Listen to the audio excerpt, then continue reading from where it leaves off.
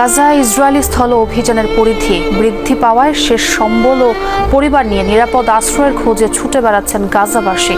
বিধ্বস্ত উপত্যকার কোথাও মিলছে না নিরাপদে মাথা গোঁজার ঠাঁই। তেল আবিবের বাধায় প্রায় বন্ধ ত্রাণ সরবরাহ। মুহুর্মুহু বোমার গোলাবর্ষণে বেড়েই চলেছে হতাহতের সংখ্যা।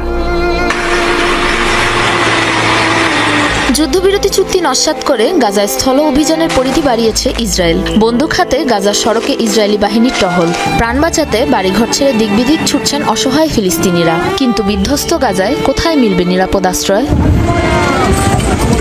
উপত্যকার বিস্তৃত অঞ্চল দখলে নিতে থেমে থেমে চলছে নেতানিয়াহু বাহিনীর আক্রমণ।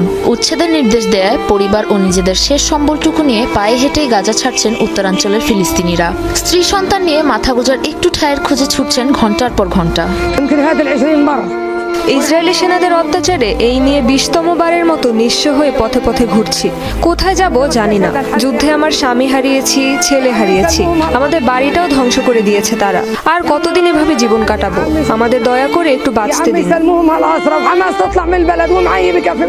গেল ১ মাস ধরে চলমান এ তাণ্ডবে বাস্তুচ্যুত অন্তত ২,৮০,০০০ মানুষ। তারপরও থেমে নেই ইসরায়েলি সেনাদের বর্বরতা। এরই মাঝে প্রায় বন্ধ হয়েছে গাজায় খাদ্য জ্বালানির পাশাপাশি প্রয়োজনীয় ত্রাণ সামগ্রী সরবরাহ। তীব্র সংকটে অসহায় শরণার্থীরা। আমি আর আমার স্ত্রী গত ৩ ঘন্টা ধরে হাঁটছি, কোথাও একটু থাকার জায়গা পাচ্ছি না। আমাদের সহায় সম্বল এমনকি চলার শক্তিটুকু পর্যন্ত নেই।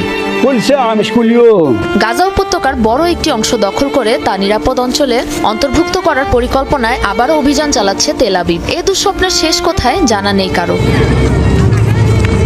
সাবরিনা নুসরাত, যমুনা নিউজ।